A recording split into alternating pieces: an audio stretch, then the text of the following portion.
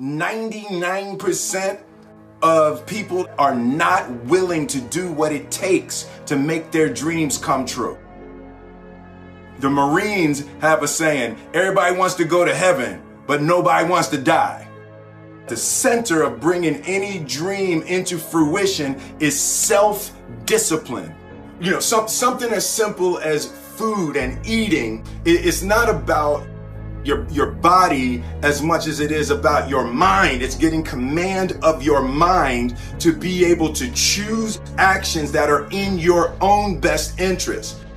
Every day we are choosing that's not in our own best interest. So if the world is attacking you and the world wants to fight you and the world's trying to hold you down, so you're gonna kick yourself in the balls? So you're gonna stop yourself from getting what you dream.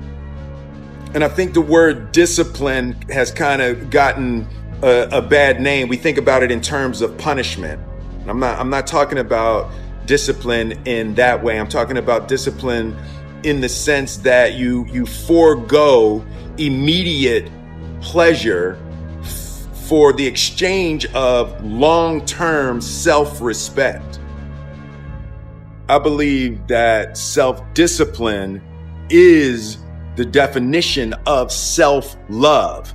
That when you say that you love yourself, that means that you have behavior towards yourself that is loving.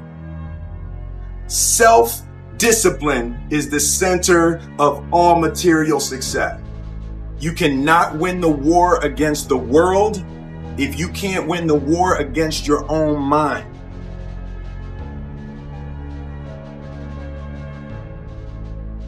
Self-love is when you say to yourself, oh, man, look, I know you and that girl got a real connection.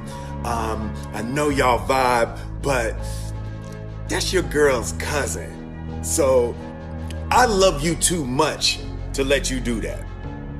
It's like you say to yourself, hey man, look, I know you want to eat that pizza and it'll be really good, you know, but I can't let you eat that, man, because if you eat that pizza, you're going to feel like shit, you know, and I love you too much to let you eat that. Self-love is, hey, look, I know you got a test on Monday, you know, and I know you really want to go out with your friends. It's Saturday night, you want to go out, but if you fail that test, you're not going to feel good about yourself. You know, I love you too much to let you go out tonight. Self-discipline is self-love. If you want to be happy, you have to love yourself, which means you have to discipline your behavior. The road to sustained happiness is through disciplining your behavior.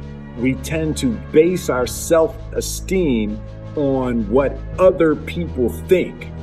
And that's not really self-esteem. Self-esteem is supposed to be how we feel about ourselves. And I was just saying how dangerous it is to allow other people to determine how you're going to feel about you.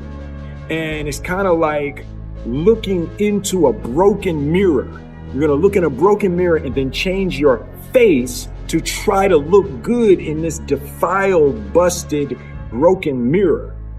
And it just, other people's opinions is a really way to determine how we feel about ourselves.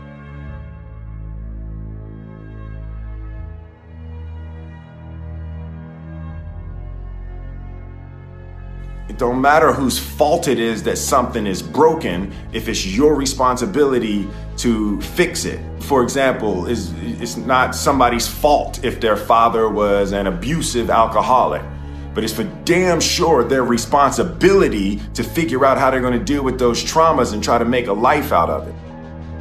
It's not your fault if your partner cheated and ruined your marriage, but it is for damn sure your responsibility to figure out how to take that pain and how to overcome that and build a happy life for yourself. Fault and responsibility do not go together. It sucks, but they don't. When something is somebody's fault, We want them to suffer. We want them punished. We want them to pay. And we want it to be their responsibility to fix it. But that's not how it works, especially when it's your heart. Your heart, your life, your happiness is your responsibility and your responsibility alone. As long as we're pointing the finger and stuck in whose fault something is, we're jammed and trapped into victim mode. When you're in victim mode, you are stuck in suffering. The road to power is in taking responsibility. Your heart, your life, your happiness is your responsibility and your responsibility alone. You can make a person smile, you can make a person feel good, you can make a person laugh, but whether or not a person is happy is deeply and totally and utterly out of your control. The prerequisite for spending time with any person is that they nourish and inspire you. They feed your flame. Look at your last 5 text messages. Are those people feeding your flames or dousing your fire? Put your phone down for just a second and look around. Look to the people around you.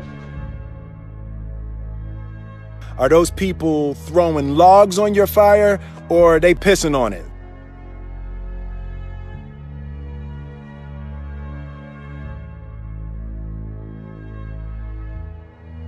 I want my life, I want my work, my family, I want it to mean something. And it's like, if you are not making someone else's life better, then you're wasting your time. The separation of talent and skill is one of the greatest misunderstood concepts for people who are trying to excel, who have dreams, that want to do things. Talent you have naturally. Skill is only developed by hours and hours and hours of beating on your craft. You don't try to build a wall. You don't set out to build a wall. You don't say, I'm going to build the biggest, baddest, greatest wall that's ever been built. You don't start there. You say, I'm going to lay this brick as perfectly as a brick can be laid. There will not be one brick on the face of the earth that's going to be laid better than this brick that I'm going to lay in this next 10 minutes. And you do that every single day. And soon you have a wall. And I think psychologically, the advantage that gives me over a lot of people that I have been in competition with in different situations is it's difficult to take the first step when you look how big the task is.